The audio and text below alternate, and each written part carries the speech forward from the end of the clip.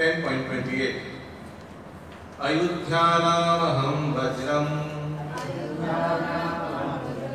धेनुनामस्मि कामधु प्रजानाश्चास्मि कंदर्प सर्पानाम अस्मि वासुकी আমার আলাদা আলাদা দেওয়া আছে আপনাদের কি একসাথে দেওয়া আছে না আলাদা আলাদা কি আলাদা আবার আলাদা আচ্ছা আলাদা করে কিন্তু সব তো একসঙ্গেই আছে আচ্ছা একসঙ্গেই পড়ে নি হ্যাঁ পরে সবটা পড়ে নিতে অনন্তশ্চাস্মি নাগানাম वरुणो यादसाम् अहम् पितॄणाम् अर्यमा चस्मि यमा संयामतामहम् ओके अनुवाद समस्त अस्त्रेर मध्य आमि वज्र गाभीदेर मध्य आमि कामधेनु सन्तान उत्पादनेर कारण आमि कामधेनु एवं सर्पदेर मध्य आमि बासुकी समस्त नागदेर मध्य आमि अनंत सर्प और नाग की तफात की जाने बड़ भाई छोट भाई नाकि एनिवे की तफात सर्प और नाग की जाना छिलो ওটাই তো সাপ ফ্যামিলি एनिवे नागदेर मध्य आमि अनंत एवं जलचरदेर मध्य आमि वरुण पितृदेर मध्य आमि अर्जमा एवं दंडदातादेर मध्य आमि यम तात्पर्य वास्तविक असीम शक्तिशाली अस्त्र वज्र श्रीकृष्णेर शक्ति प्रतिनिधित्व करे वज्र के यूज करे यूजुअली चिन्मय जगते कृष्ण लोके गाभीदेर जे कोनो समय ग्रहण करले যত পরিমাণ ইচ্ছা তত পরিমাণ দুধ পাওয়া যায় জড় জগতে অবশ্য এই ধরনের গাভী দেখা যায় না শ্রীকৃষ্ণের এই প্রকার বহু গাভী রয়েছে এবং এই সমস্ত গাভীদের বলা হয় সুরভি বর্ণিত আছে যে গোচারণে ভগবান নিজেকে নিয়োজিত রাখেন মানে উনি নিজেকে নিয়োজিত রাখেন মানে নিজে খুব গোচারণ করেন এমন না যে উনি লিডার সবাইকে না ভগবান নিজে গোচারণ করেন ঠিক আছে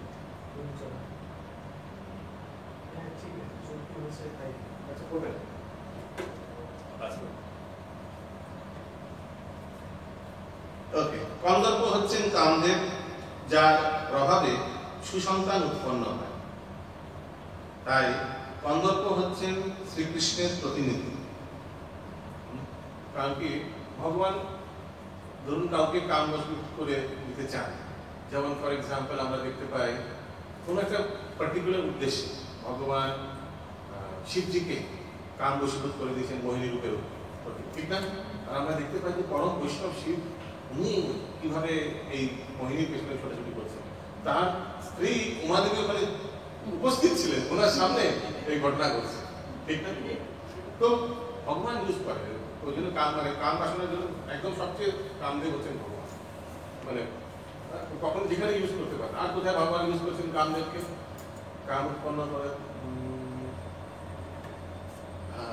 একবার ব্রহ্মাজি তার কন্যা কখনো সরস্বতী তার কন্যা রূপে আছেন কখনো পত্নী রূপে আছেন তো কন্যা সরস্বতীর প্রতি কাম উৎপন্ন হয়ে গেছে তখন ছিল কৌতা তাৎপর্য নিচ্ছেন ওই জন্য কখনো কোনো কেউ কাউকে নিজের মা নিজের স্ত্রী নিজের বোন নিজের একা সঙ্গ করা উচিত না মানে একা নির্জন স্থানে থাকা উচিত না যখন তখন কাম কামে মানে বশীভূত হয়ে যায় তো একদম পুরো স্পষ্ট হয়ে গেছে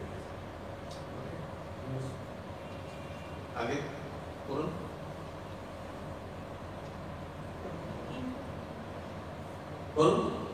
তাই ইন্দ্রিয় তৃপ্তির জন্য যে কাম তা কখনোই কৃষ্ণের প্রতিনিধিত্ব করে না কৃষ্ণের প্রতিনিধিত্ব করে না তো ইন্দ্রিয় তৃপ্তির জন্য যে কাম সেটা কিন্তু আলাদা এটা হচ্ছে ভগবান যে গোপীদের প্রতি তার ভক্তদের প্রতি যে আদান প্রদান সেটা আগে কিন্তু সুসন্তান উৎপাদনের জন্য যে কাম তা হচ্ছেন কন্দর্প এবং তিনি শ্রীকৃষ্ণের প্রতিনিধিত্ব করেন তো ভক্তদেরও যতই কাম বাসনা এটা আসলে যদি থাকেও সেটা কিন্তু ভক্ত সন্তান উৎপাদনের জন্য করা উচিত এটার জন্য অনুমতি আছে গৃহস্থ আশ্রম গ্রহণ করা এইটুকুনি ছুট দেওয়া আছে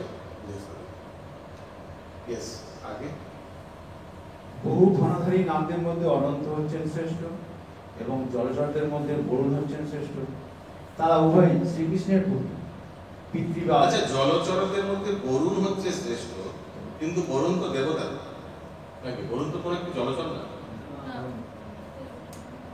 এটা আমার আগে পৃথিবী বা পূর্বপুরুষদের ও একটি গ্রহলোক আছে, সেই গ্রহের অধিষ্ঠাতা দেবতা হচ্ছেন অর্জমা, যিনি শ্রীকৃষ্ণের প্রতিনিধি। পাপীদের যারা দণ্ড দেন তাদের মধ্যে প্রধান হচ্ছেন যমরাজ। এই পৃথিবীর নিকটে এই যমরাজ অবস্থিত। মৃত্যুর পর পাপীদের সেখানে নিয়ে যাওয়া হয় এবং যমরাজ তাদের নানাভাবে শাস্তি দেন। ওকে, একদম ভগবান বলেন এই যে শাস্তি দেওয়ার মধ্যে আমি হচ্ছে কোনো ছোটখাটো শাস্তি দেওয়া রাজা বা একদম মেন হেড জমালয়, ওর চেয়ে বড় শাস্তি দাদা কেউ আছে? ওকে, নেক্সট শ্লোক নাম্বার 30। প্রহ্লাদশ্চাস্মি দৈত্যানাং কালাকালায়তাম অহং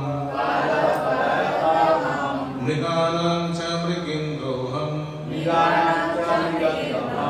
বৈনতেয়শ্চ পক্ষিণাং। নেক্সট। দৈত্যদের মধ্যে আমি প্রহ্লাদ, বশীকারীদের মধ্যে আমি কাল, পশুদের মধ্যে আমি সিংহ এবং পক্ষীদের মধ্যে আমি গরু। একদম মেন মেন, পশুদের মধ্যে আমি সিংহ মেন। হচ্ছে এত ফেরোসিয়াস কেউ নেই, একদম lion king, king of the jungle, best. তারপর তো দ্বিতীয় অদিতি দুই ভগ্নী। অদিতিদের পুত্রদের বলা হয় আদিত্য এবং দিতির পুত্রদের বলা হয় দৈত্য। আদিত্য মানে এখানে দেবতা, হ্যাঁ, তো অদিতির পুত্ররা সব দেবতা আর দ্বিতীয় পুত্ররা সব দানব। ইজি টু দানব, দ্বিতীয় দানব, ডিটি। সমস্ত আদিত্যেরা ভগবানের ভক্ত আর সমস্ত দৈত্যেরা নাস্তিক। যদিও প্রহ্লাদ দৈত্যকুলে জন্মগ্রহণ করেছিলেন, কিন্তু তা সত্ত্বেও শৈশব থেকে তিনি ছিলেন মহান ভগবত ভক্ত। তার ভক্তি ও দৈব গুণাবলীর জন্য তাকে শ্রীকৃষ্ণের প্রতিনিধি রূপে গণ্য করা হয়। তো দেখুন, ভক্তদের মধ্যে কোনো সামান্য একদম দৈত্যকুলে ভক্ত, তার মানে সামথিং ডিফারেন্ট না, একটু স্পেশাল। হ্যাঁ, ভক্তকুলে যদি ভক্ত হয়, দেবতাকুলে ভক্ত, ওকে তো হয়েই থাকতে পারে, ঠিক না? যদি বলেন দৈত্যকুলের মধ্যে ভক্ত, সামথিং স্পেশাল না একদম ভগবান। ইয়েস, আগে নানা ধরনের বশীভূতকরণ নিয়ম আছে, কিন্তু কাল এই জড় ব্রহ্মাণ্ডের সবকিছুই পরাস্ত করে। তাই কাল হচ্ছে শ্রীকৃষ্ণের প্রতি। জন্তুদের মধ্যে সিংহ। বশীকরণের মধ্যে কাল, দেখবেন কত বড় বড় লোক, কত বড় বড় শক্তিশালী লোক, কিন্তু কালের প্রভাবে একদম ছোট্ট হয়ে গেছে। একটি খুব ভালো প্রদর্শন শুনছিলাম ওই দিন, বলছিলেন যে মোহাম্মদ আলী খুব নাম করা একজন বক্সার ছিলেন, মোহাম্মদ আলী বক্সার। উনি যখন ফাইট করতেন, ওনার রেকর্ড ছিল সিঙ্গেল পাঞ্চ ফাইট, খুব ভালো, এক বক্সে ফার্স্ট পাঞ্চই নক আউট। নক আউট মানে বুঝতে শেষ, প্রথম পাঞ্চে অনেকক্ষণ টুকটুক মারতেন, তারপর একটা দিতেন, শেষ, knock out, freedom Mohammad Ali. ওই সময় যখন উনি আসতেন রিঙে আসতে বুঝেছেন, তখন পুরো ক্রাউড সবাই একসঙ্গে বলতেন, I fly like a bee, I sting, I fly like a bee, I sting like a bee, I am the great Muhammad Ali। এইভাবে সব পুরো ক্রাউড সবাই ওনাকে এনকারেজ করতেন। আর পরবর্তীকালে যখন ওনার বয়স হয়ে যায়, বার্ধক্য এসে যায়, তখন অলিম্পিক, প্রত্যেক বছর অলিম্পিক, যখন প্রত্যেক বছর তো হয় না, কত বছর পর অলিম্পিক আসে? 4 বছর অলিম্পিক যখন হয়, তো প্রত্যেক অলিম্পিকে কোনো এক মুখ্য স্পোর্টসম্যানকে টর্চটা দেওয়া হয়, টর্চ। সেই টর্চটা নিয়ে স্টার্ট করে অলিম্পিকে দৌড়ে। কিন্তু মোহাম্মদ আলীকে অলিম্পিক কমিটি টর্চটা দিয়েছিল এই বছর আপনি, আর ওখানে এখন বার্ধক্য হয়ে গেছে, ওনার পার্কিনসন হয়ে গেছে, হাত ধরছিল। হ্যাঁ, তো ওরা দিয়ে আবার ভাবছি বাবা কি করে ফেললাম, এখন টর্চটা তো দিয়েছে, ধরিয়েছে, টর্চটা এই করে ধরছে, টর্চটা এই করে ধরছে, বুঝতে পারছেন তো? তো মোহাম্মদ আলী পরবর্তীকালে নিজের প্রেস অ্যানাউন্সমেন্টে বলছে যে আমি এক সময় যখন আমি রিঙে আসতাম, এইভাবে আমার গুণকীর্তন, সমস্ত অডিয়েন্স আমায় বলতো, I fly like a bee, I sting like a bee, I am the great Mohammad Ali, এইভাবে। আর আজকে দেখুন কালের প্রভাবে আমি একটা টর্চ ধরতে পারছি না, আমার হাত পড়ছিল এইভাবে পার্কিনসনের জন্য। কি কালের প্রভাব! তখন আমার মনে হচ্ছিল আমার মতো মূর্খ কেউ পৃথিবীতে নেই, যে এত বড় সম্মান দেওয়া হচ্ছে আমি সেই সম্মানটাকে রাখতে পারবো কিনা। কিছু ভাবে ওনাকে লোক ধরে নিয়ে গিয়ে টর্চটা ওই জায়গাটা আগুনটা দিয়েছে, অলিম্পিকে যে ওই টর্চটা নিয়ে ওখানে আগুন দিতে হবে। তো উনি বলছেন কালের বাবা, ওই জন্যই বশীকারীদের মধ্যে আমি কাল। আবার আলেকজান্ডার দ্য গ্রেট এত বড়, কিন্তু শুনেছি পরবর্তীকালে একটা মশার কামড়ে উনি মৃত্যু হয়েছে, ম্যালেরিয়া এরকম কিছু হয়ে গেছে। তখনই শিল প্রভুপাধ্যায়ের ভক্ত একবার বলছেন, এটা কোনো নিউজ পেপারে লেটার একটা এসছেন, নিউজ পেপার দেখে বলছেন প্রভুপাদ সে হিটলার কত বড় কিছু লেখা আছে, Hitler he so strong, he so famous, he is the most powerful. Prabhupada বলছেন ওনার ব্যাপারে না করে read about the person who created him and who took his life. সে কত পাওয়ারফুল হবে।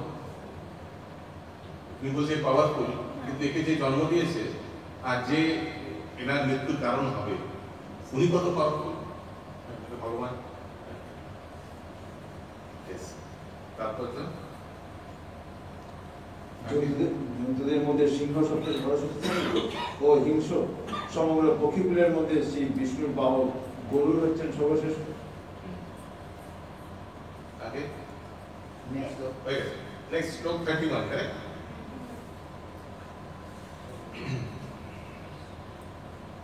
पावना पावतामस्मि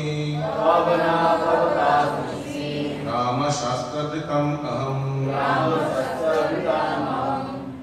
झाषणम् उमाकरश्चस्मि श्रुतसाम् अस्मि जाह्नवी।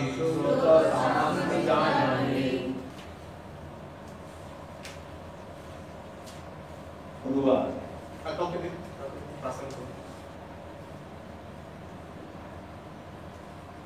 প্রবৃত্তকারী বস্তুদের মধ্যে আমি বায়ু, স্বস্থদের মধ্যে আমি পরশুরাম, মৎস্যদের মধ্যে আমি মকর এবং মধুসংগ্রহের মধ্যে আমি গঙ্গা।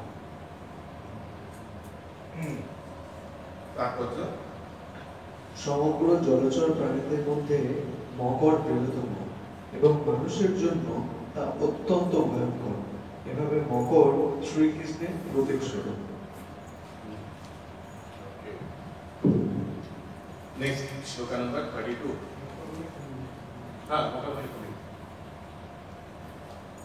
Sarganamadirantascha Madhyam chaivahamarjuna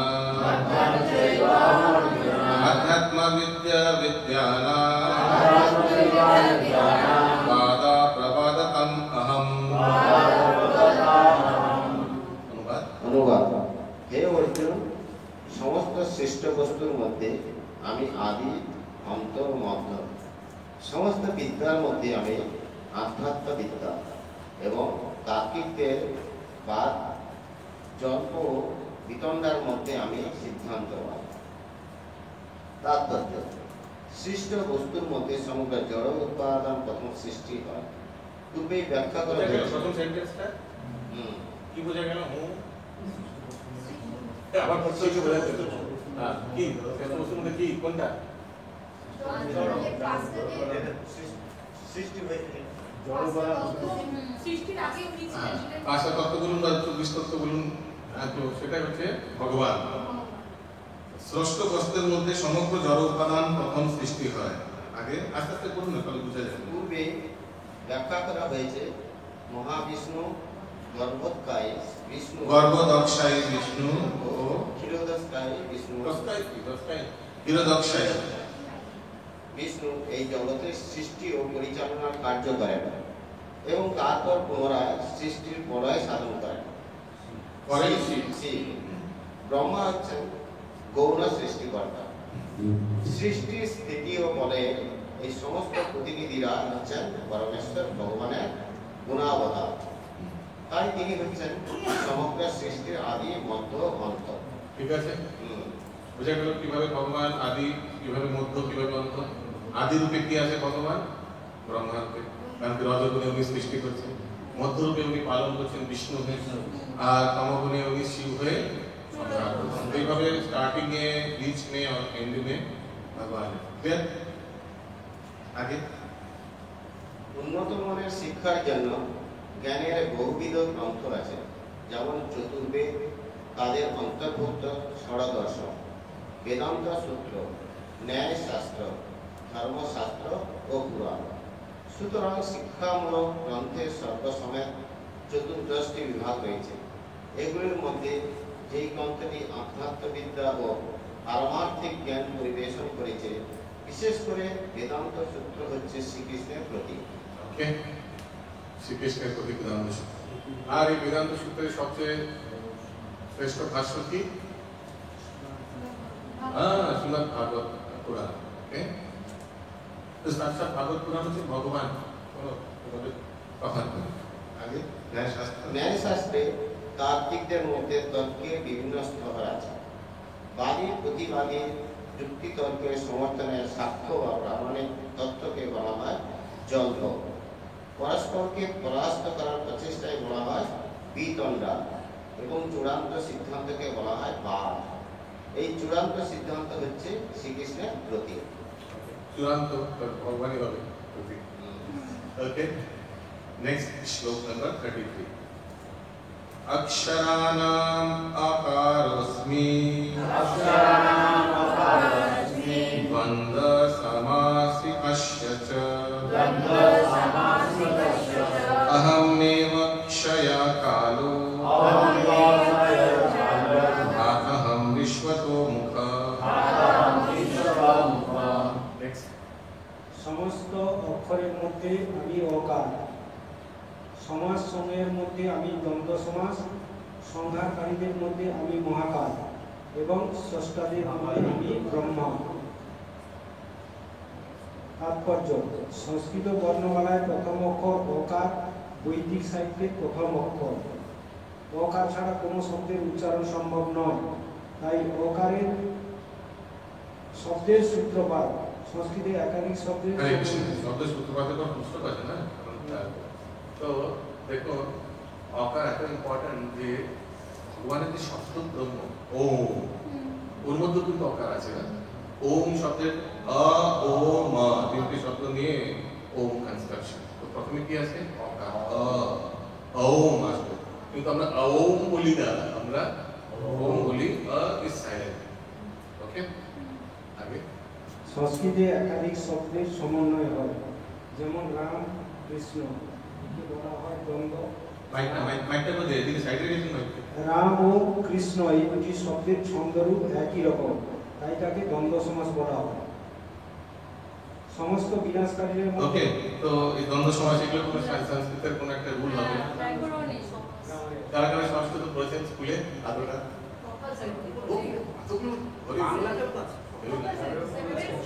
এখনো আছে? মানে বাংলা মিডিয়ামে এখনো আছে সংস্কৃত? আরে দুটো ক্লাস 7 আর 8 কম্পালসারি?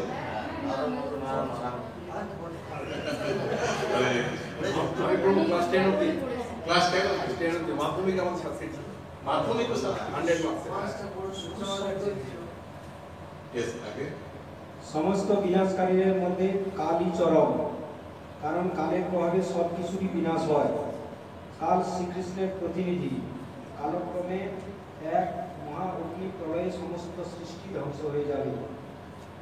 যে সমস্ত জীবেরা সৃষ্টি কার্যে নিযুক্ত, তাদের মধ্যে চতুর্মুখ ব্রহ্মাই প্রধান, তাই তিনি ভগবান শ্রীকৃষ্ণের প্রতিনিধি। ওকে, নেক্সট শ্লোক নাম্বার 34। মৃত্যু সর্বহরশ্চাহম উদ্ভাবশ্চ ভবিষ্যতম কীর্তি শ্রীর্বা চ নারীণাম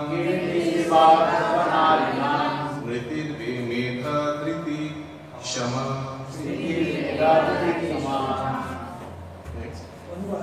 সমস্ত হরণকারীদের মধ্যে আমি সর্বগ্রাসী মৃত্যু, ভাবিকালের বস্তুসমূহের মধ্যে আমি উদ্ভব, নারীদের মধ্যে আমি কীর্তি, শ্রী, বাণী, স্মৃতি, মেধা, ধৃতি ও ক্ষমা। তাৎপর্য: জন্মের পর থেকে স্লোলি করুন না, একদম আস্তে আস্তে করুন, আর স্লোলি করুন, তাহলে বুঝতে পারবেন। একটা মনে রাখতে হবে, জন্মের পর থেকে রিডিং আমাদের স্লো করলে দুটো লাভ। এক তো পড়ে যাচ্ছেন, সবাইকে বুঝতে টাইম লাগে না, আর যতক্ষণ বুঝতে তখন আপনি এগিয়ে চলে গেছেন আরো 2 কিলোমিটার। ওই জন্য স্লো বলুন। আর সেকেন্ডলি দেখবেন আস্তে আস্তে কথা বললে জিনিসটা শুনতেও ভালো লাগে, very pleasing to the ear. Rude মনে করে, রুড কেউ যে তাড়াতাড়ি কথা বলে না, লোক বলে বাবা কেমন রুড বোঝে, রুড অপ্রিয়, কানটা জিনিসটা শুনতেও কিন্তু মিষ্টত লাগে। ওই জন্য চেষ্টা করবেন জিনিসটাকে স্লো আস্তে আস্তে বলুন, দেখবেন শুনতেও ভালো লাগবে, লোকে বুঝতেও পারবে। তারপরে মাইকে কিভাবে ডিস্টেন্স করবেন, কেউ মাইক করছেন, আপনি দেখলাম ব্যাংক করছেন। আমার একটা ক্রিকেটের আম্পায়ারের কথা মনে পড়ে, ভেঙ্কট রামন, ও এইভাবে আউট করতো। আপনি মাইকটা করছেন এইভাবে, যে কান থেকে আওয়াজ করে মাইকে পার্টিকুলার একটা ডিস্টেন্স করে জিনিসটা শুনতে ভালো লাগে। সেই ডিস্টেন্সটা ভেবে চিনতে সেই মেনটেন করে বলতে, নাহলে করছেন যদি it is not effective. Every সেবা whatever you are doing perfection থাকা উচিত। করছেন যেটা সেটার মধ্যে পারফেকশন হবে।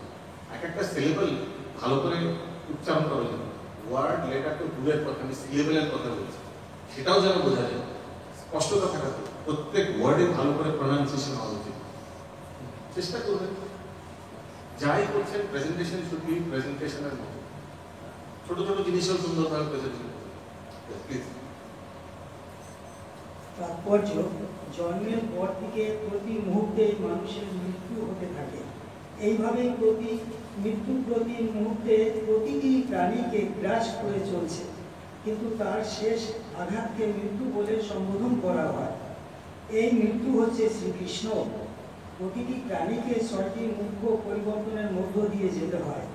তাদের জন্ম হয়, তাদের বৃদ্ধি হয়, কিছু কালের জন্য তারা স্থায়ী হয়, তারা প্রজনন করে, তাদের হ্রাস হয় এবং অবশেষে তাদের বিনাশ হয়। এই সমস্ত পরিবর্তনের মধ্যে প্রথম হচ্ছে গর্ভ থেকে সন্তানের প্রসব, এবং তা হচ্ছে শ্রীকৃষ্ণেরই শক্তি। এই উদ্ভবই হচ্ছে ভবিষ্যতের সমস্ত কার্যকলাপের আদি উৎস। এখানে যে কীর্তি, শ্রী, বাণী, স্মৃতি, মেধা, ধৃতি ও ক্ষমা, এই 7টি ঐশ্বর্যের কথা উল্লেখ করা হয়েছে, তা সবই স্ত্রীলিঙ্গবাচক। কোনো ব্যক্তি যখন এই ঐশ্বর্যগুলির মধ্যে সব কয়টি বা কয়েকটি ধারণ করেন, তখন তিনি মহাম্বিকা।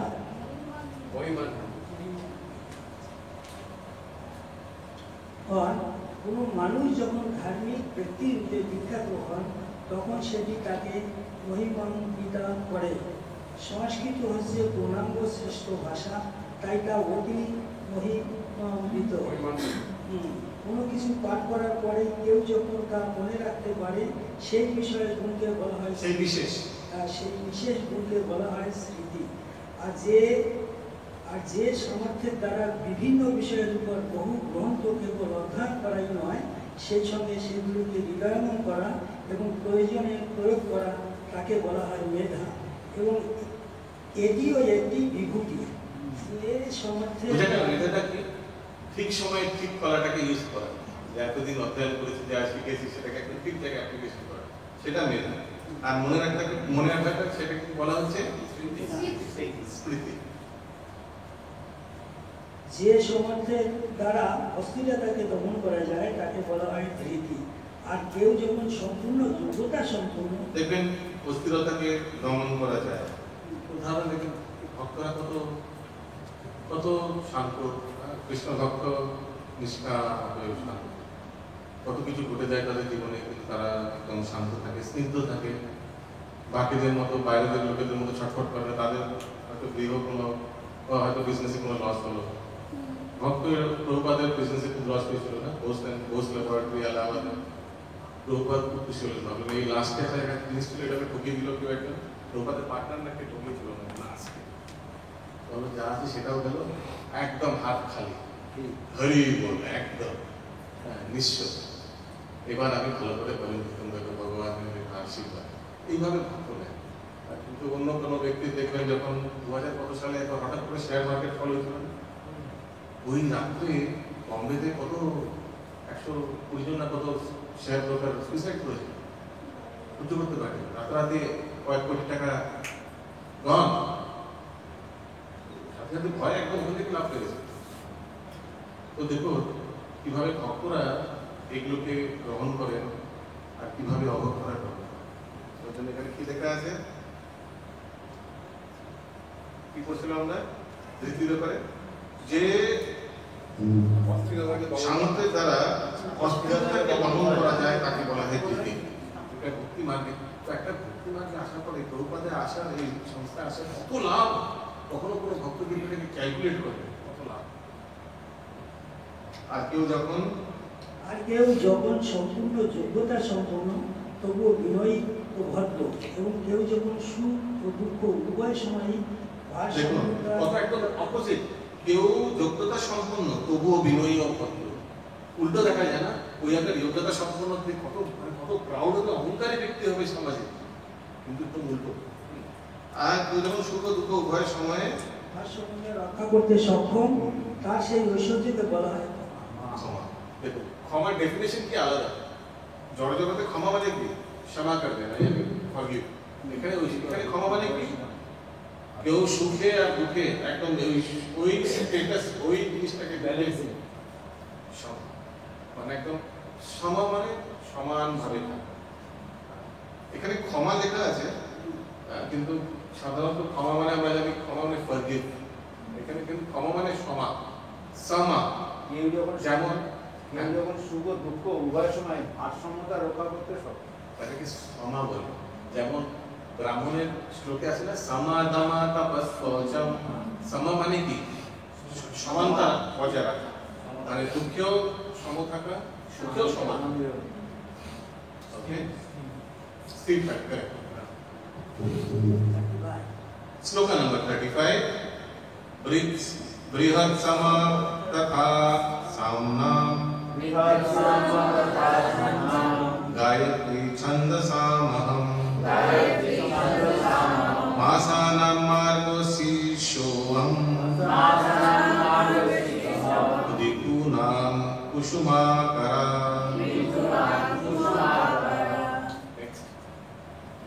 সমবেদের মধ্যে আমি বৃহত্তম সাম, এবং ছদ্র সময়ের মধ্যে আমি হচ্ছি গায়ত্রী, মাস সমুদ্রের মধ্যে আমি অঘ্রাণ, এবং ঋতুদের মধ্যে আমি বসন্ত। ভগবান পূর্বে বলেছেন যে সমস্ত বেদের মধ্যে তিনি হচ্ছেন সামবেদ। সামবেদে বিভিন্ন দেবতারা দ্বারা কৃত অপূর্ব সুন্দর সঙ্গীত সমূহ দ্বারা সমৃদ্ধ। এই সঙ্গীতগুলো একটি বলা হয় বিরসম, যার সুর অপূর্ব মাধুর্যমণ্ডিত এবং মধ্যরাত্রে গীত হওয়া রীতি। সংস্কৃত ভাষায় কবিতাকে ছন্দবদ্ধ করার কতগুলি বিশেষ নিয়ম আছে। ছন্দ ও মাত্রা আধুনিক কবিতার মতো খামখেয়ালিভাবে লেখা হয় না। সুসংবদ্ধ কবিতার মধ্যে গায়ত্রী মন্ত্র হচ্ছে শ্রেষ্ঠ, যা সুযোগ্য ব্রাহ্মণ গেয়ে থাকেন। শ্রীমদ্ ভাগবতমে গায়ত্রী মন্ত্রে উল্লেখ করা হয়েছে, যেহেতু গায়ত্রী মন্ত্রের মাধ্যমে ভগবান উপলব্ধি করা যায়, তা হচ্ছে ভগবানের অতিথি, ভগবানের প্রতি। Okay, so very very important Gayatri Mantra আর ভগবানের প্রতি। আমি আধ্যাত্মিক মার্গে বিশেষভাবে উন্নতর মানুষের জন্য গায়ত্রী মন্ত্র, এবং কেউ যদি এই মন্ত্রে সিদ্ধি লাভ করে তবে তিনি ভগবত ধামে প্রবেশ করতে পারেন।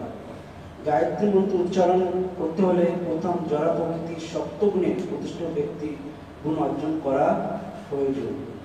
বৈদিক সভ্যতার গায়ত্রী মন্ত্র অত্যন্ত গুরুত্বপূর্ণ, এবং তাকে ব্রহ্মের শব্দের অবতার বলে বর্ণনা করা হয়। ব্রহ্মা হচ্ছেন এক প্রবর্ত এবং এবং তার মন্ত্রে গুরু শিষ্য এবং পরম্পরা তাকে থেকে নেমে এসছে। আমরা যেমন ব্রহ্ম সম্প্রদায় আছে, হ্যাঁ, তো ওই জন্য প্রভুপাদ ব্রাহ্মণ দীক্ষা খুব গুরুত্বপূর্ণ দিতেন। বলতেন হরিনাম বিকাশ ব্রাহ্মণ দীক্ষা হওয়া উচিত। We must create Brahmanas in our society. তো that is also one of the aim for this Bhakti Shastri, কারণ কি এখন ম্যাক্সিমাম গুরু মহারাজেরা ভক্তি শাস্ত্রী কম্পালসারি করে দিয়েছে না ব্রাহ্মণ দীক্ষার জন্য ম্যাক্সিমাম। ওই জন্য সবার চেষ্টা করা উচিত যত শীঘ্রই ভক্তি শাস্ত্রী করে ব্রাহ্মণ দীক্ষা নিয়ে সেবায় লাগাতে। সেবা ইজ ভেরি ভেরি ইম্পর্টেন্ট। প্রভুরা অল্টারে সেবা করার সুযোগ পাবেন। অনেক মন্দিরে ব্রাহ্মণ দীক্ষিত ছাড়া টেম্পল কিচেনে ঢুকতে দেয়, যেমন ইসকন চৌপাটি মন্দির। সেটা মানে ব্যবস্থা মানে টাইম প্লেস এন্ড সার্কামস্টান্সেস, যেমন আপনার মনে আছে যখন পানিহাটি মন্দির প্রথম প্রথম শুরু হয়েছিল তখন আমাদের ওখানে যারা ব্রাহ্মণ দীক্ষিত দূরের কথা হরিনামও হয়নি, কিন্তু তখন এক দুজন পূজারীকে অ্যালাউ করা হয়েছিল। হরিনাম হয়নি কিন্তু কে পুজো করবে ডেলি সকালবেলা উঠে শীতকালে ঠান্ডার মধ্যে স্নান করে কেউ যে রাজি হয়েছে বলেছে বাবা ঠিক আছে তুমি করো, কেউ অন্তত রাজি হয়েছে, ঠিক আছে। কিন্তু পরবর্তীকালে যখন ভক্তরা বাড়লো, প্রচার খুব বাড়লো, তখন আস্তে আস্তে হরিনাম দীক্ষিত ভক্তদের ক্রাইটেরিয়া বানানো হলো। এখন যখন অনেক ভক্ত মণ্ডলী হয়েছে, ওখানে খুব ভালোভাবে প্রচার হয়েছে, এখন ব্রাহ্মণ দীক্ষা ছাড়া ভেতরে ঢোকেন অল্টারে। ওই জন্য we should always আস্তে আস্তে প্রগতি করে ব্রাহ্মণ দীক্ষা নেওয়া খুবই দরকার। অনেক ভক্তরা ভাবে কমপ্লেসেন্সি বোঝেন কি? এটা ইংলিশে একটা শব্দ আছে কমপ্লেসেন্সি, টু বি কমপ্লেসেন্ট মানে অনেক হয়ে গেছে বাবা, এই ঠিক আছে মজা আছে। এই জিনিসটা যেন কখনো না নারদ বলে না, কোথায় যেন আমরা করছিলাম না, কোথায় করছিলাম নারদমুনি মনে হয় বলছিল প্রহ্লাদ মহারাজ নাকি একদিন ভগবানকে প্রার্থনা করছে, ভগবান বলছেন এক বরদান চাও, প্রহ্লাদ মহারাজ নারদমুনি বলছিলেন যে হে প্রভু, নারদমুনি বলছিলেন যে একটা বরদান দিন যে আপনার ভক্তি করে যেন কেউ সন্তুষ্ট না, তৃপ্তি না, মানে বুঝতে পেরেছেন কি তৃপ্তি না মানে আরো তৃপ্তি হয়ে গেল তো গেল, তৃপ্তি হয়ে গেলে তো গেল, কেউ যেন আরো আরো আরো ফার্স্ট আরো পিপাসা থাকে, আরো যেন মারে, যত ভক্তি করে তত আরো পিপাসা, তত নিজেকে ছোট মনে হয়, অনেক কিছুই করি। ঠিক তেমনি যখন ধরুন দূর থেকে আপনি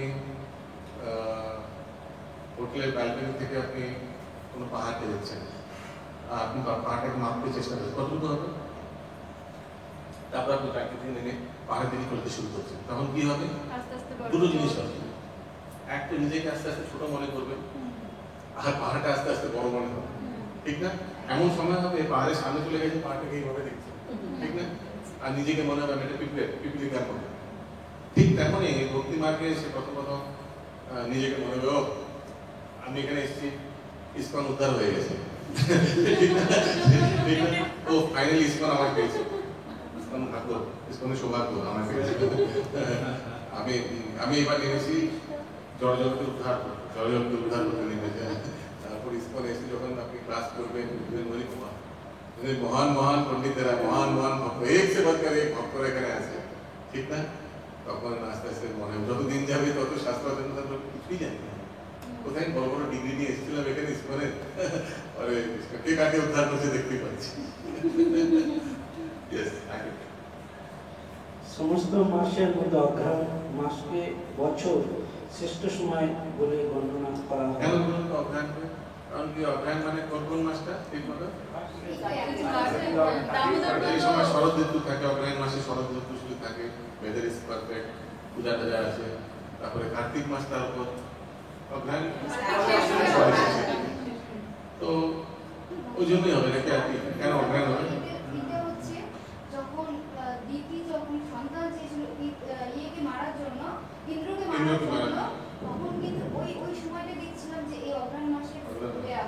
ওই জন্য অঘ্রাণ বেস্ট।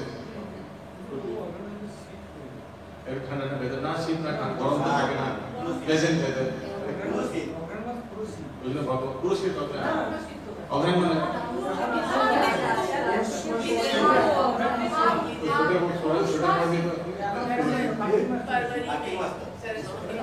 my point is মানে very pleasant weather, pleasant, না গরম না ঠান্ডা। এখানে ফসলের জন্য বলছে, এই সময় কাটা হয় নাকি ফসল কাটা? सरस्वती पूजा के टाइम में पंचमी, सरस्वती पूजा के समय না না অঘ্রাণ তো চলছে, মানে সরস্বতী পূজা তো মাঘ মাস, মাঘ মাসে শুক্লপক্ষ,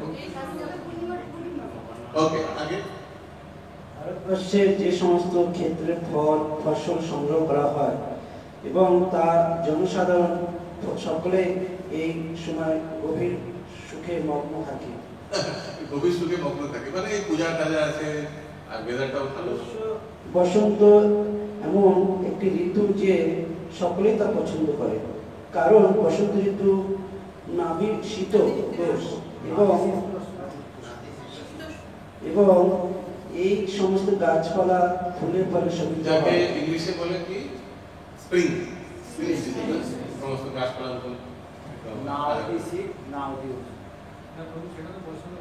হ্যাঁ, বসন্ত লগ্নে বলা হচ্ছে।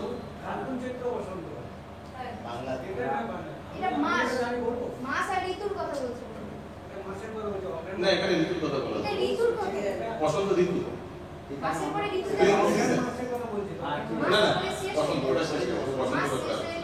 বসন্তকাল শ্রীকৃষ্ণের লীলা সংস্মরণ করে অনেকে মহোৎসব উদযাপন হয়।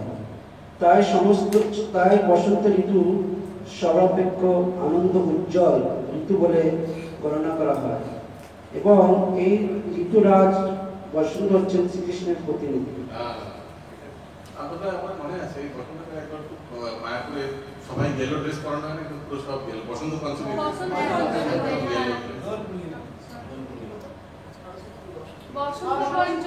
সরস্বতী পুজোর দিন, হ্যাঁ, বসন্ত পঞ্চমীতেই সবাই হলুদ করে, তাই বসন্ত পঞ্চমী। নেক্সট শ্লোক 36 নম্বর। दूतं चालयतामस्मि तेजस्तेजस्विनामहम् जयोऽस्मि व्यवसायोऽस्मि सत्त्वं सत्त्वावतम् अहम्।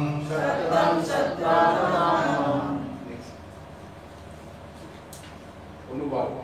সমস্ত বঞ্চনাকারীদের মধ্যে আমি দ্রুতক্রীড়া এবং তেজস্বীদের মধ্যে আমি তেজ, আমি বিজয়, আমি উদ্যম এবং বলবানদের মধ্যে আমি বল। তাৎপর্য: সমগ্র ব্রহ্মাণ্ডে নানা রকম প্রবঞ্চনাকারী আছে। সব রকম প্রবঞ্চনার মধ্যে দ্রুতক্রীড়া সর্বোপরি, তাই তা শ্রীকৃষ্ণের প্রতীক। পরমেশ্বরকে শ্রীকৃষ্ণ যে কোনো সাধারণ মানুষের থেকে অনেক বড় প্রবঞ্চক হতে পারেন। শ্রীকৃষ্ণ যদি কাউকে প্রতারণা করতে চান তাহলে কেউ তার সে ছলনায় হারাতে পারে না। কেবল গতিময় বিষয় নয়, ভগবান সব ব্যাপারেই শ্রেষ্ঠ ধর্মবান। তো ভগবান প্রতারণা করেছে, কোনো উদাহরণ দিন। কে কি উদাহরণ দিতে পারেন? হাত তুলুন। ভগবান প্রতারণা করেছে মহাভারতে, বিশ্বপিতা প্রতিজ্ঞা করেছেন তীরগুলো আমি কালকে সব পরাস্ত করবো, তো দ্রৌপদীকে নিয়ে গেছেন। বিশ্বপিতা বলছেন, কি বলছেন? সৌভাগ্যবতী। আপনি এখন সৌভাগ্যবতী ফেরত কৃষ্ণ চলে এসেছেন। আপনি এনাকে সৌভাগ্যবতী বলেছেন, এদিকে এনার 5 স্বামীকে কালকে আপনি মারবেন বলেছেন, তাহলে সৌভাগ্য কি করে হবে?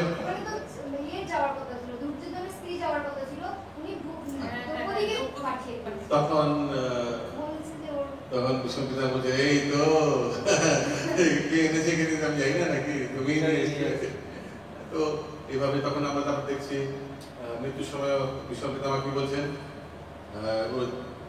দুর্যোধনকে, সরি যুধিষ্ঠিরকে, যুধিষ্ঠির বিশ্বপিতামহ বলছেন যে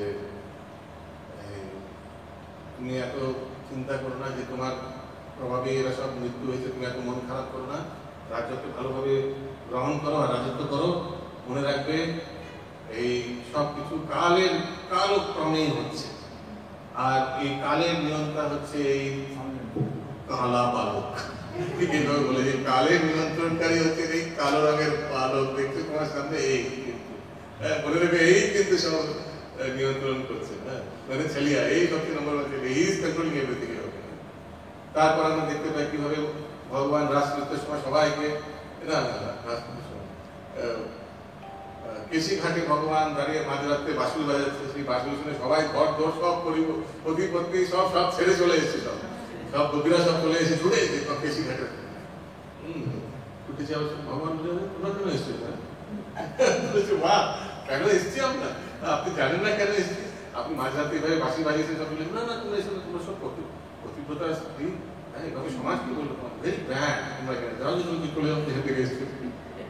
কবিরা ভাবতে বাহ খুব ভালো, আমলোক না জাপানিজ না ইয়াকা না ওয়াকা, না ঘরে থাকলাম, ঘর থেকে জবে রেডি করে চলে এলাম, শাশুড়ি ওয়ার্নিং দিয়েছে, এবার বেরোলে কিন্তু পাটা বেরোচ্ছে, আর কখনো কিন্তু ফেরত আসবে না, ঠিক আছে ফেরত যাবো। আর এখানে এসে এটি স্বীকারও করছেন না। বাহ খুব সুন্দর, কারণ গোপীরাও ভগবানকে খুব সুন্দরভাবে, বাম গোপীরা খুব সুন্দরভাবে কথা শোনায়। লাস্টে ভগবান তাদের কিছুভাবে বুঝিয়ে বলে ঠিক আছে কিছু হবে না, তোমরা যাও, আমি সামনে যাবো। ভগবান অন্তর্যামী, তার হৃদয়ে ঢুকে অ্যাডজাস্টমেন্ট করে দেয়।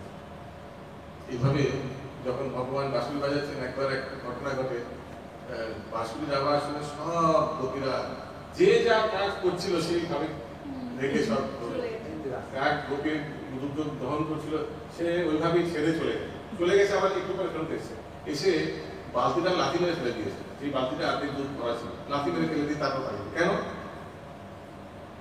কারণ কি অর্ধেক বালতি দুধ ভরা ছিল, চিন্তা থাকবে দুধটা বেরালাম, কিন্তু না থাকবে বাস, না বাজবে বাস, দুধটা ফেলে দিয়ে চলে গেছে, এর কোনো টেনশন না থাকে। ভগবানের সঙ্গে যাচ্ছি দেখা করতে, সাক্ষাৎ করতে, এখানে মনটা যেন পড়ে না থাকে, দুধের বালতিটা লাথি মেরে ফেলে তবে চলে। এই হচ্ছে ভক্তির আগে। বিজয়ীদের মধ্যে তিনি জয়, তিনি তেজস্বী তেজ, উদ্যমী ও অধ্যবসায়ীদের মধ্যে তিনি সর্বোৎকৃষ্ট উদ্যমী ও অধ্যবসায়ী, দুঃসাহসের মধ্যে তিনি শ্রেষ্ঠ দুঃসাহসী এবং বলবানদের মধ্যে তিনি শ্রেষ্ঠ বলশালী। শ্রীকৃষ্ণ যখন এই জগতে প্রকট ছিলেন তখন তার মতো শক্তিশালী আর কেউই ছিল না, এমনকি তার শৈশবে তিনি গিরি গোবর্ধন পর্বত তুলেছিলেন। তার মতো প্রবঞ্চক কেউ নেই, তার মতো তেজস্বী কেউ নেই, তার মতো বিজয়ী কেউ নেই, তার মতো উদ্যমী কেউ নেই এবং তার মতো বলবানও কেউ নেই। Next shloka number 37. Vrishtinam vasudevasmi Pandavanam dhananjaya Muninamapyaham vyasa Kavinamosana kavi। ঋষিদের মধ্যে আমি বাসুদেব এবং পাণ্ডবদের মধ্যে আমি অর্জুন, মুনিদের মধ্যে আমি ব্যাস এবং কবিদের মধ্যে আমি কুশল। না, কুশলা একই না, তাৎপর্য সেম পার্সন, কুশলা আছে তাৎপর্য। শ্রীকৃষ্ণই আদি পরমেশ্বর ভগবান এবং বলদেব তার সাক্ষাৎ কায়প্রভ। শ্রীকৃষ্ণ ও বলদেব উভয় বাসুদেবের পুত্ররূপে অবতরণ করেন, তাই তাদের দুজনকেই বাসুদেব বলবেন না, বসুদেব। দুজনকেই এখানে না বাসুদেব লেখা আছে বইতে। না, বসুদেবের পুত্র আগেরটা বসুদেব আছে, হ্যাঁ বই বসুদেবের পুত্র, তাই তাদের বলা হয় বাসুদেব। তাই তাদের দুজনকে বাসুদেব বলে অভিহিত করা যেতে পারে। অন্য আরেকটি দৃষ্টিভঙ্গি থেকে বিচার করলে বলা যায় যে যেহেতু শ্রীকৃষ্ণ কখনোই বৃন্দাবন পরিত্যাগ করে যান না, তাই অন্যত্র প্রকাশিত তার রূপসমূহ তার সাংস প্রকাশ। বাসুদেব শ্রীকৃষ্ণের সাক্ষাৎ প্রকাশ, তাই তিনি শ্রীকৃষ্ণ থেকে অভিন্ন। এখানে বুঝতে হবে যে ভগবত গীতার এই শ্লোকে যে বাসুদেবের কথা বলা হয়েছে তিনি বলদেব বা বলরাম, কারণ তিনি সমস্ত অবতারের আদি উৎস এবং তাই তিনি বাসুদেবেরও মূল উৎসস্বরূপ। ভগবানের সাক্ষাৎ প্রকাশেরা সাংস এবং এছাড়াও বিভিন্নাংশ নামে তার আরেকটি প্রকাশ রয়েছে, অনু চৈতন্য রূপ সাধারণ জীব। পাণ্ডবপুত্রদের মধ্যে অর্জুন ধনঞ্জয় রূপে বিখ্যাত, তিনি নরশ্রেষ্ঠ, তাই তিনি শ্রীকৃষ্ণের প্রতিনিধি। মুনি অথবা বৈদিক জ্ঞানে পারদর্শী পণ্ডিত ব্যক্তিদের মধ্যে শ্রী ব্যাসদেব সর্বশ্রেষ্ঠ, কারণ এই কলিযুগে জনসাধারণকে বৈদিক জ্ঞান প্রদান করার মানসে তিনি বেদকে নানাভাবে ব্যাখ্যা করেছেন। আবার ব্যাসদেবকে ভগবান শ্রীকৃষ্ণের অবতার বলা হয়, তাই তিনি শ্রীকৃষ্ণের প্রতিনিধি। কবি ব্যাসদেব হচ্ছে ভগবানের সপ্তাবেশ অবতার, ওকে, জ্ঞানাবেশ অবতার লিখে রাখবেন। প্রত্যেক সত্যাবেশ অবতার একটি একটি জিনিসের জন্য বিখ্যাত, যেমন নারদ মুনি হচ্ছেন ভগবানের ভক্তাবেশ অবতার, পৃথু মহারাজ হচ্ছেন ভগবানের প্রজাপালন অবতার, ব্যাসদেব হচ্ছেন ভগবানের সাহিত্য অবতার, সরি ভুল করলাম, জ্ঞানাবেশ অবতার হচ্ছে প্রদোষ কুমার, সাহিত্য অবতার হচ্ছেন ব্যাসদেব ভগবানের। কবি তাদের বলা হয় যারা কোনো বিষয়ে পুঙ্খানুপুঙ্খভাবে চিন্তা করতে সক্ষম। কবিদের মধ্যে দৈত্যদের কুলগুরু কুশনাথ বা শুক্রাচার্য শ্রেষ্ঠ। তিনি অত্যন্ত বুদ্ধিমান ও দূরদৃষ্টি সম্পন্ন রাজনীতিজ্ঞ ছিলেন। এভাবে শুক্রাচার্য শ্রীকৃষ্ণের বিভূতি আরেকজন প্রতিনিধি।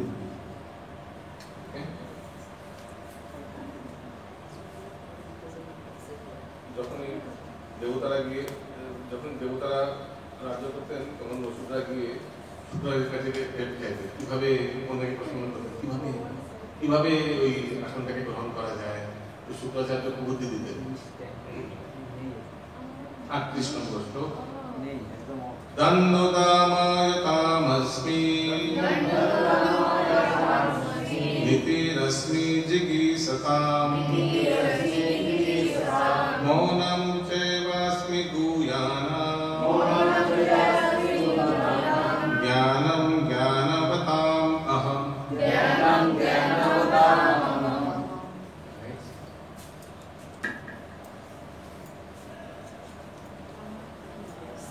अनुवाद। अराजकता को दमन करने वाले समस्त साधनों में से मैं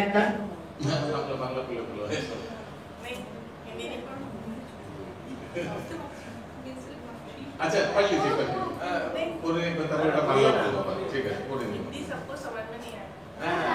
नहीं समझ तो आएगा लेकिन मैचिंग नहीं होगी, ठीक है।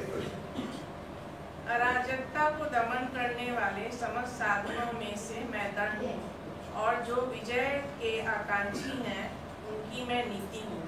रहस्यों में मैं मौन हूँ और बुद्धिमानों में मैं ज्ञान हूँ। ओके, एक बार बांग्ला एक पढ़ दीजिए, अनुवाद कर दीजिए, ऑन कर दीजिए माइक ऑफ আছে। অনুবাদ করুন বাংলায়।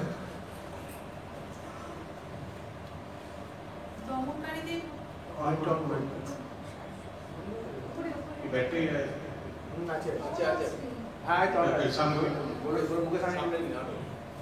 দমনকারীদের মধ্যে এটা চার্জে তো পড়তে চার্জ পড় বল দমনকারীদের মধ্যে আমি দণ্ড এবং জয় অভিলাষকারীদের মধ্যে আমি নীতি, গোপনীয় বিষয়সমূহের মধ্যে আমি মৌন এবং জ্ঞানবানদের মধ্যে আমি জ্ঞান। তাৎপর্য নানা রকমের দমনকারী রয়েছেন, যাদের মধ্যে দুষ্কৃতীদের দমনকারী সবচেয়ে গুরুত্বপূর্ণ। দুষ্কৃতীতে শাসন করার যে দণ্ড তা শ্রীকৃষ্ণের প্রতীক। মানুষ ভিন্ন ভিন্ন ক্ষেত্রে বিজয় লাভের প্রচেষ্টা করে। তাদের মধ্যে সর্বশ্রেষ্ঠ বিজয় নৈতিকতা। শ্রবণ, মনন ও ধ্যান আদি উচ্চ কার্যকলাপের মধ্যে মৌনতাই সবচেয়ে গুরুত্বপূর্ণ, কারণ মৌনতার মাধ্যমে অতি দ্রুত পারমার্থিক উন্নতি লাভ করা যায়। জ্ঞানী তাকেই বলা হয় যিনি জড় ও চেতনের মধ্যে পার্থক্য নিরূপণ করতে পারেন, অর্থাৎ যিনি ভগবানের উৎকৃষ্ট ও নিকৃষ্ট প্রকৃতির মধ্যে পার্থক্য নিরূপণ করতে পারেন। এই জ্ঞান শ্রীকৃষ্ণ স্বয়ং। কারো কোনো প্রশ্ন আছে? সবাই বুঝতে পারছেন? ওকে, 39 নম্বর শ্লোক। হরে কৃষ্ণ। यचापि सर्वभूतानां बीजं तदहमर्जुन नातदस्ति विना यत्स्या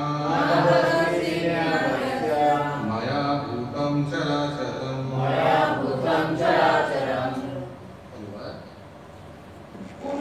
হে অর্জুন, আমি সর্বভূতের বীজ স্বরূপ, যেহেতু আমাকে ছাড়া স্থাবর ও জঙ্গম কোনো বস্তুরই অস্তিত্ব থাকতে পারে না। তাৎপর্য, সবকিছুরই একটি কারণ আছে এবং সেই কারণ বা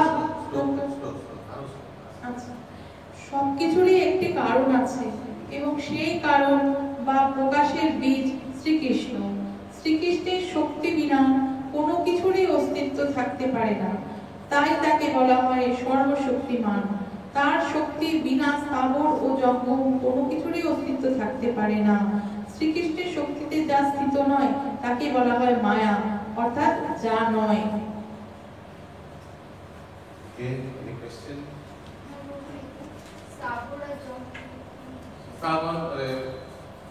মুভেবল মানে যদি নয়, যেমন গাছপালা বৃক্ষ আদি আর জঙ্গম মানে মুভেবল, তো এখানে কি বলা হচ্ছে পড়ুন, লাইনটি পড়ুন।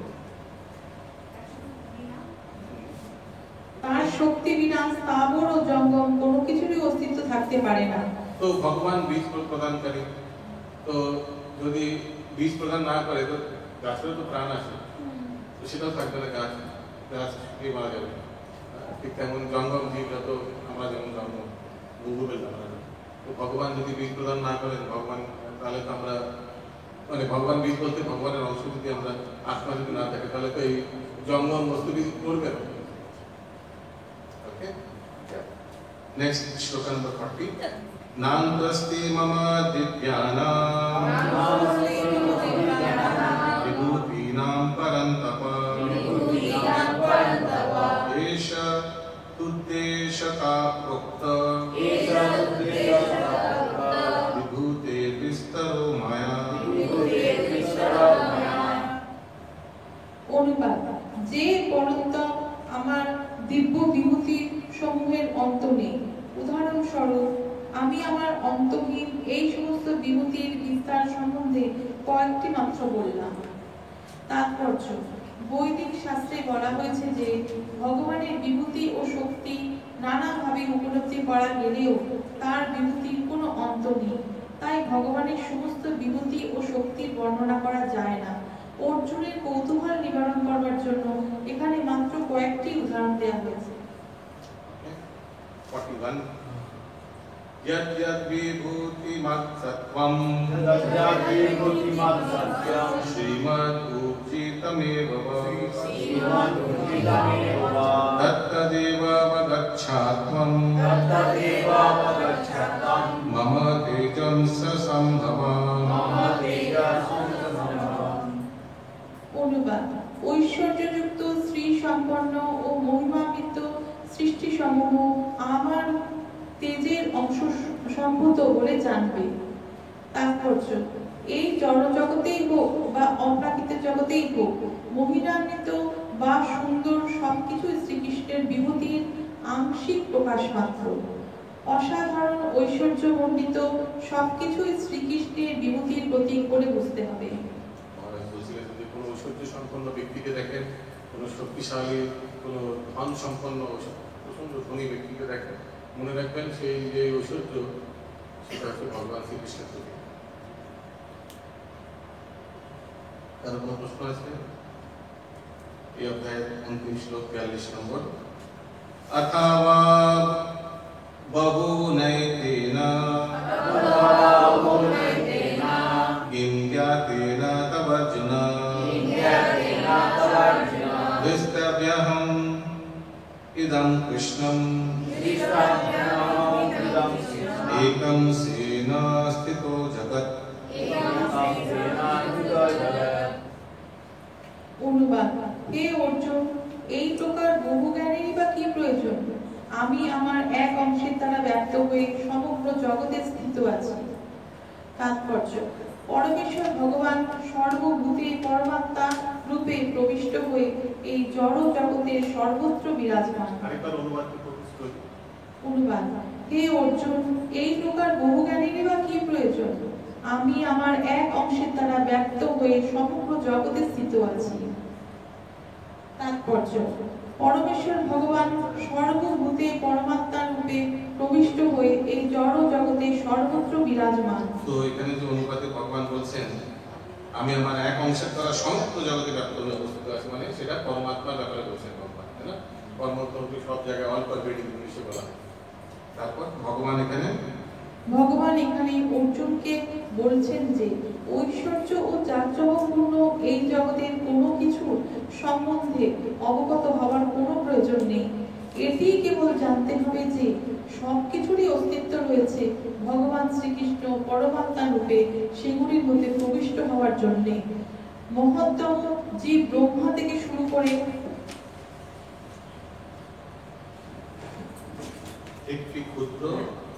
একটি ক্ষুদ্র পিপীলিকা পর্যন্ত সকলেরই অস্তিত্ব সম্ভব হয়েছে ভগবান তাদের সকলের অন্তরে প্রবেশ করার জন্য, এবং তিনি তাদের সকলকে প্রতিপালন করছেন।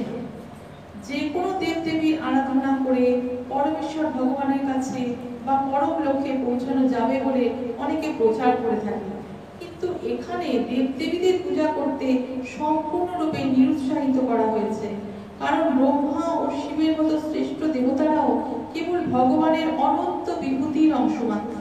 তো এখানে অনেক সংস্থা বলে যতমত ততপর ভগবানের কাছে পৌঁছানোর জন্য যে কোনো দেবদেবীদের আশ্রয় নিতে পারে, যতমত ততপর। তো এরকম ভাবে বলে। তো প্রভুপাদ এরা কি উদাহরণ দেন? প্রভুপাদ যতমত ততপর যদি কোথাও পৌঁছতে হয়, কলকাতা থেকে গেলে কলকাতা দিয়ে আসবো। হ্যাঁ, যদি ধরুন এখান থেকে আপনি বম্বে যেতে চান তো বম্বে টিকিট কাটতে হবে। যে কোনো একটা ট্রেনে উঠে গেলে বললেন যতমত কতখানি পৌঁছে যাবো, বম্বে পৌঁছে যাবো, ঠিক না? প্রভুপাদের উদাহরণ দেন এই পর্যন্ত।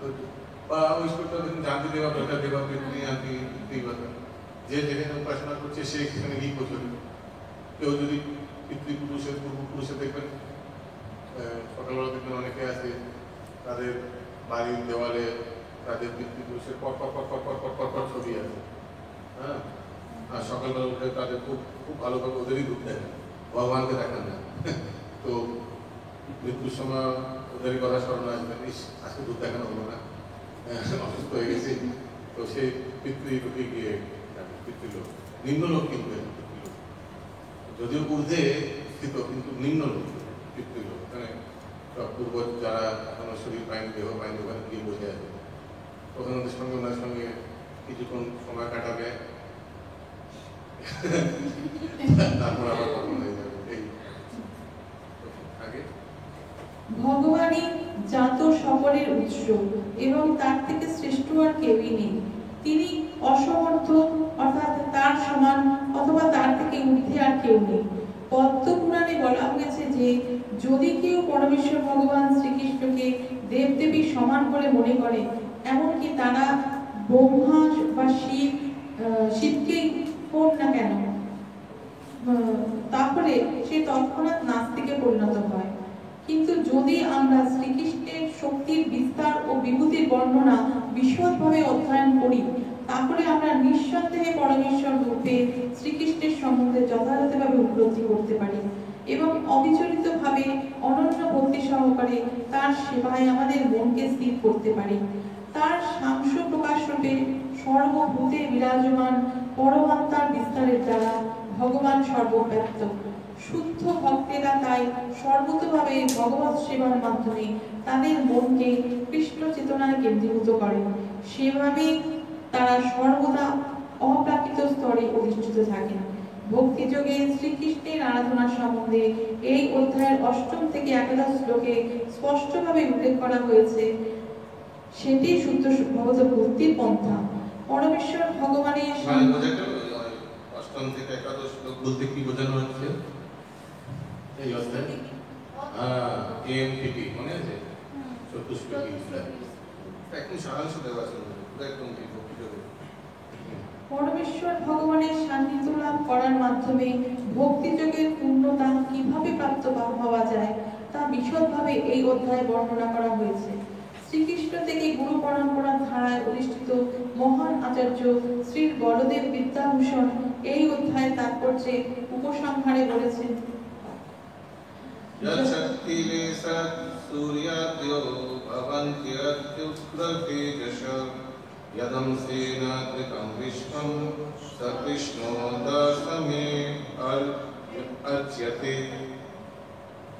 ভগবান শ্রীকৃষ্ণের বলবান শক্তি থেকে এমনকি শক্তিশালী সূর্য পর্যন্ত শক্তি লাভ করেন এবং শ্রীকৃষ্ণের সাংস প্রকাশের দ্বারা সমগ্র বিশ্ব ব্রহ্মাণ্ড প্রতিপালিত হয়।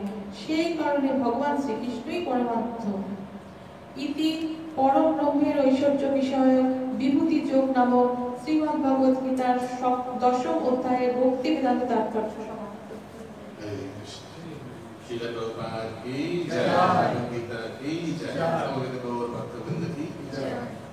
হরে কৃষ্ণ।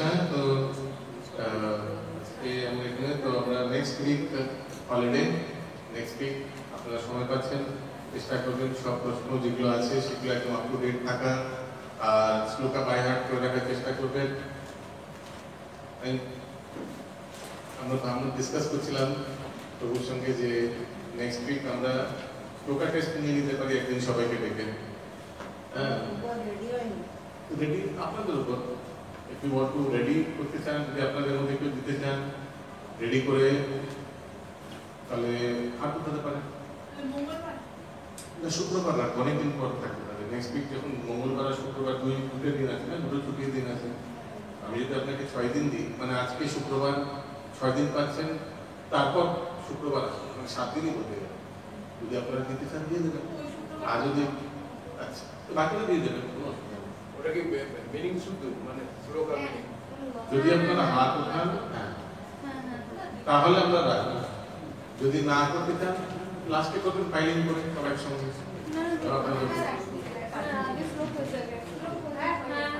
হ্যাঁ হ্যাঁ না, আপনারা আমি if I see majority then we keep the class, আপনাদের ডাকবো, পরীক্ষা নিয়ে একটা জিনিস হয়ে যাবে। আর যদি এটাকে ফাইল করতে চান করুন, আপনাদের উপর। একসঙ্গে তখন পরীক্ষাও দেবেন, শ্লোকা পরীক্ষাও দেবেন, অনুবাদও দেবেন, আপনাদের উপর, আপ টু ইউ অল। আগে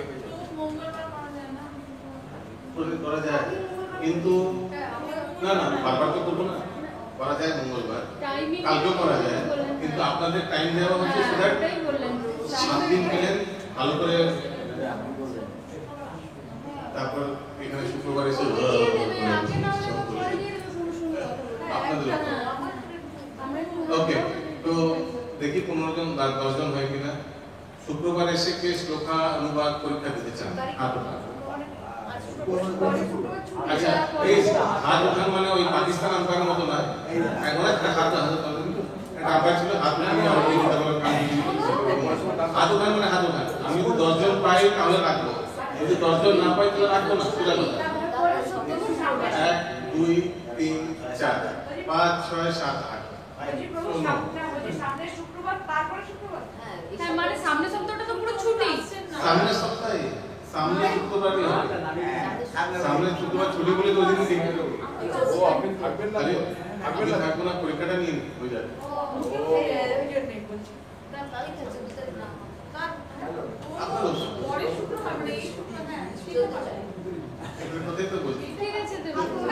আপনার তো যদি 1 সপ্তাহ পাচ্ছেন ভালো করে ওষুধ দিয়ে একদম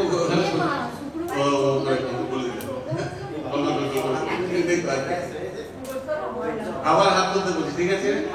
তারা সামনে শুক্রবার মানে আজ থেকে 7 দিন পর পরীক্ষা দিতে চান শ্লোকা, হাত উঠান। 1 2 3 হয়ে গেছে, 4 5 6 7, ওই জন্য হবে না, আইনি না মেজরিটি। এমনি এমনি দোকান খুলবো না, যদি বিক্রি হয় তাহলে দোকান খুলবো।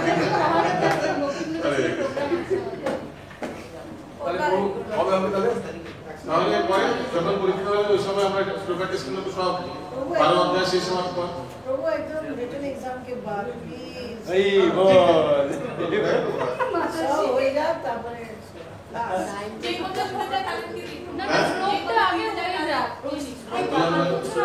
মানে दुकान खोलने के लिए कम से कम 1000 रुपए का तो सेल होना चाहिए ना, ठीक ना? শ্লোকটা আগে হয়ে যায়, রিটেনের যেমন টাইমিং আছে। আমরা শ্লোকেরই কথা বলছি। না না, আসলে আমাদের পরের সপ্তাহটা হবে না। হবে না, হবে না। হ্যাঁ, পরের বার আসলে পরে দেখা যাবে যখন হতে হবে পুরো 12টা অধ্যায় হয়ে যাবে। এটা আমি থাকছি না বলে আমি ভাবলাম এটা করি নি। না না, আমি রোববারই বেরিয়ে যাচ্ছি। না তাহলে যখন এটাই ফাঁকা ছিল বলে ভাবছিলাম করি না। ঠিক আছে, হ্যাঁ হ্যাঁ, সবাই আসতে পারবে নাকি?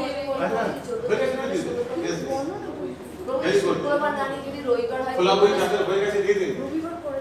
দিদার আমি তো বলবো এগুলো খুব ভালো লাগতো, আপনার নিজের বার্ডেন আস্তে আস্তে হালকা করছে।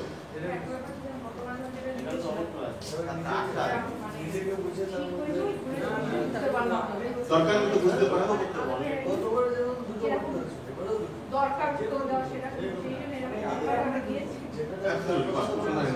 Absolutely no problem. গতবার কি হয়েছে, ঠিক হয়েছে কিনা হয়েছে জানার দরকার নেই, কত রেজাল্ট পেলাম, পাস পেলাম কিনা জানার দরকার নেই। মানে আপনি ভাবছেন যে সেই প্যাটার্নে লিখেছি কিনা, আমি আমার মধ্যে রাইট ডাইরেকশন, অ্যাবসলিউটলি ফাইন। এইভাবে হাত একদম যেভাবে দ্রৌপদীর দুহাত তুলে গোবিন্দ দেখেছিল সেভাবে এটাকে সাবমিট করবে, খুব ভালো। আর যদি পারেন সবাই সাবমিট করে দিন। এই এক সপ্তাহ পাচ্ছেন, যখন আমি মঙ্গলবার ফেরত আসবো, মানে মঙ্গলবার, আমি মঙ্গলবারের পরের মঙ্গলবার, সবাই সাবমিট করে দিন, ওপেন বুক সাবমিট করে দিন। কেন ওয়েট করবেন? যেগুলো লিখতে হবে এই এক সপ্তাহ ভালো করে লিখে দেখুন, রিলি। আর প্লিজ হ্যান্ডরাইটিং ভালো যেন হয়। একটা জিনিস মনে রাখবেন, যেটা আমি করতে পারবো না সেই লাইনটাকে আমি সোজা করবো।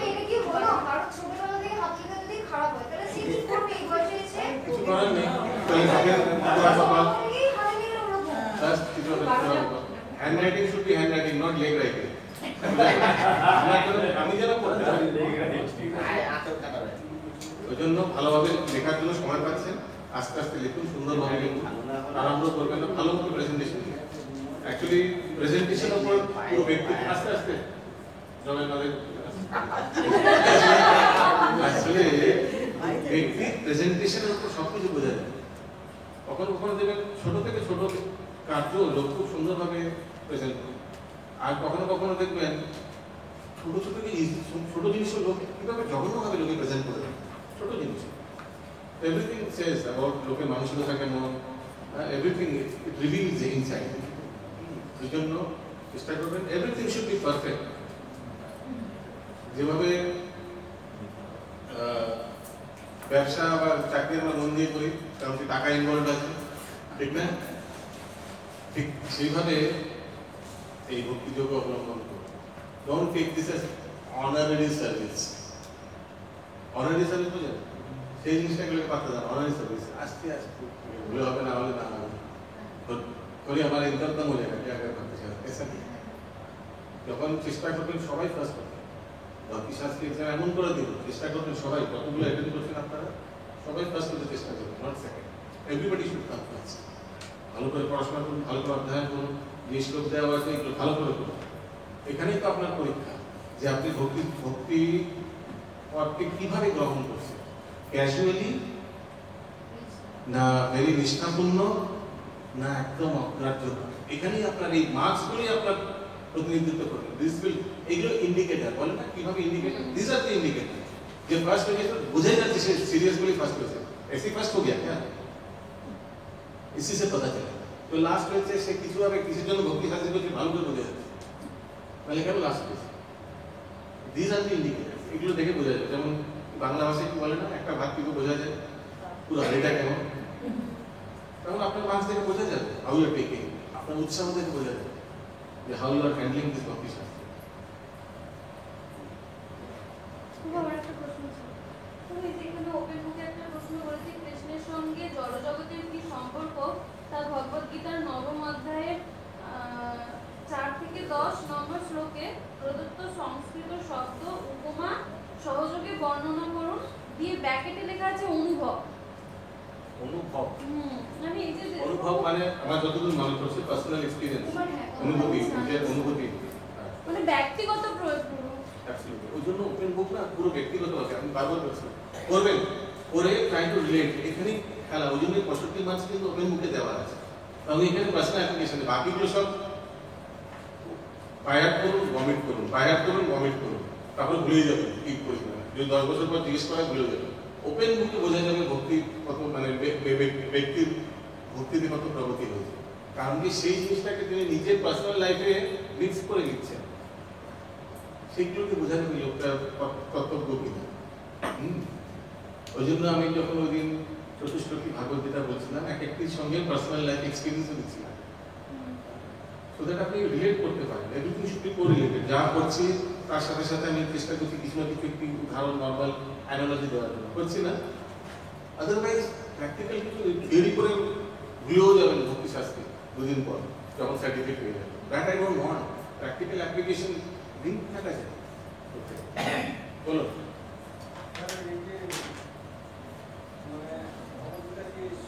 মাইকটা নেই, কিছু বুঝে চলে আসছে, মাইকটা কিছু আছে, পাস অন করুন মাইকটা।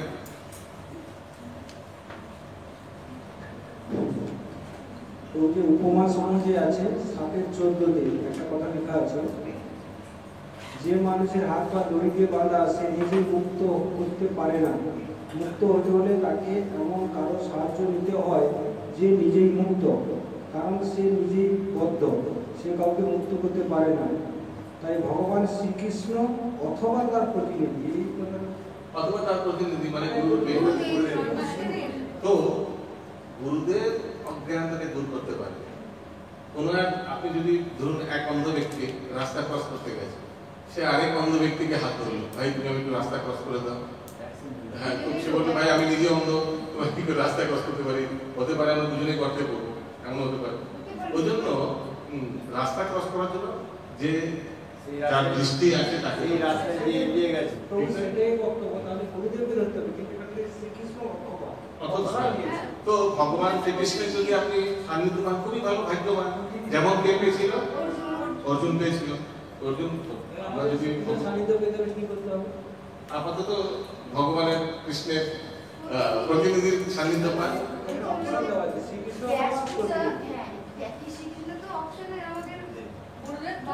ঠিক আছে, আর গুরুদেব ভগবানেরই প্রতিনিধি। ঠিক আছে, যেমন আপনি যদি এখন দেখুন আজকে আমরা খোলা বই, আচ্ছা আপনার প্রশ্নটা কি? প্রশ্নটা কি? খোলা বই প্রশ্ন আছে 8টা প্রশ্ন আছে। কতটা খোলা বইতে প্রশ্ন আছে 8টা বই প্রশ্ন, তার মধ্যে এনি টু মানে আপনার চয়েস অনুযায়ী। প্রশ্নটা কি? এখানেও আছে যে শ্রীকৃষ্ণ অথবা তার প্রতিনিধি, তার অপশন আছে, আপনি দুটো না ধরেও অপশন আছে মানে আমার অপশন নেই, যেটা পাবো সেটাই। এখন শ্রীকৃষ্ণ অথবা লেখা আছে, শ্রীকৃষ্ণ বারবার বলছেন কেন? আমি শুনতে পেয়েছি। আমি এই আপনি প্রশ্ন করছেন না, উত্তরটা শোনার ধৈর্য রাখবো। আপনি যে বারবার বলছেন অপশন আছে, সত্যি কথা বলতে অপশন নেই, অথবা লেখা আছে কিন্তু অপশন নেই। আপনার কাছে কি অপশন আছে? কি আছে? শ্রীকৃষ্ণ আছে না প্রতিনিধি আছে? কোনটা অপশন আছে? কৃষ্ণ অথবা তার প্রতিনিধি তো প্রতিনিধি গুরুদেবের এখন আসলে নেই, ঠিক আছে। অর্জুনের কাছে অপশন ছিল, ডাইরেক্ট শ্রীকৃষ্ণ থেকে শিক্ষা গ্রহণ করেছে। আমাদের কাছে অপশন নেই, দুজনের মধ্যে কোনো অন্তর নেই, দুজনের মধ্যে কোনো অন্তর নেই।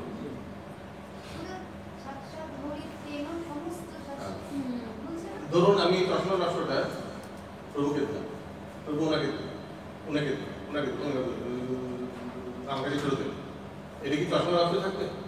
হ্যাঁ, সেভাবেই গুরু পরম্পরার মাধ্যমে যে জ্ঞান ট্রান্সফার হচ্ছে, গুরু পরম্পরা সবচেয়ে উপরে কে? ভগবান, সাক্ষাৎ ভগবান। ওনার থেকে যে জ্ঞান ট্রান্সফার হচ্ছে সেটা কি থাকবে? ওই জন্য ওনার প্রতিনিধি থেকেও যদি আপনি সংগ্রহ করেন, ইজ নট ডিফারেন্ট। হ্যাঁ, অবশ্যই সকালে না মাহাটা যোগ নষ্ট পরন্তপা, ওই জন্য আবার বলতে হচ্ছে বারবার। কিন্তু ভগবত তত্ত্ব জ্ঞান এইভাবেই উপলব্ধি করা যায় হরিগুরু। ওই জন্য ওখানে যে উপমাটি দেওয়া আছে, সেটা এই শ্লোকটি হচ্ছে 7.14, মানে দেবী এসা গুণময়ী মম মায়ের বলতে। তো দেবী এসা গুণময়ী মম মায়ের বলতে, লেকিন মা মেবা এক প্রকার, যিনি গুরুর শরণাগত হয়েছেন বা যিনি শ্রীকৃষ্ণের শরণাগত হয়েছেন, তার জন্য এটা খুবই সহজ অতিক্রম করা, খুবই সহজ অতিক্রম। ওই প্রসঙ্গে আমি উদাহরণ দিচ্ছিলাম চা ছাড়ার ব্যাপারে, নেশা ছাড়ার ব্যাপারে, ঠিক না? ওই প্রসঙ্গে আমি উদাহরণ দিচ্ছিলাম যে কত লোক বলেছে ছেড়ে দাও, ছাড়তে পারি না, কিন্তু যখন ইসকনে এলাম খুব সহজেই স্মোকিং ছেড়ে দেওয়া, সহজেই ছেড়ে দেওয়া, ভেরিফাই ইজি। কারা কারা এরকম আছেন?